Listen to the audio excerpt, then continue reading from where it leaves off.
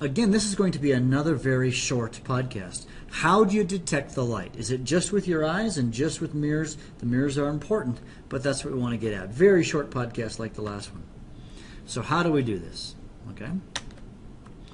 All right, my computer's not behaving here. Behave, please. Oh, there we are. Okay.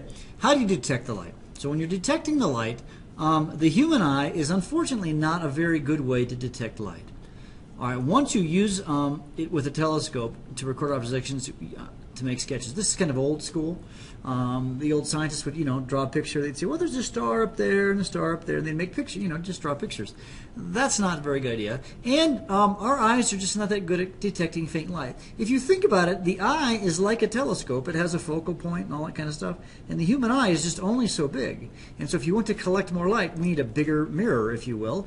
And so our eyes are, just kind of small. And so that doesn't work very well. And so even if we have a 10-meter telescope, our eye isn't as good as photographic film. So what you can do, one thing that's cool about photographic film is you can expose it for different periods of time, and you can allow light to hit the photographic film, and as it hits the photographic film, boom, boom, boom, boom, boom, over time, it gets more and more light, okay?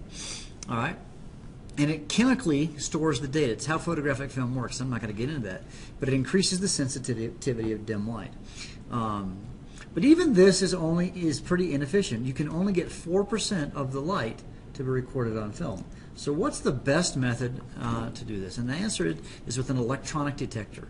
An electronic detector, the incoming photons, basically kind of like a digital camera, probably a better way to think of it, strike an array of semiconductor pixels that are coupled to a computer. You get about 75% of the photons that you can detect. And then you can convert it to a picture. I'm not going to go details how the charged coupled device works. I'm not sure I totally know. But the key is that you can detect the light with these electronic detectors, and then you can get amazing pictures of the things that are out there. Okay? Again, a really short podcast. See ya.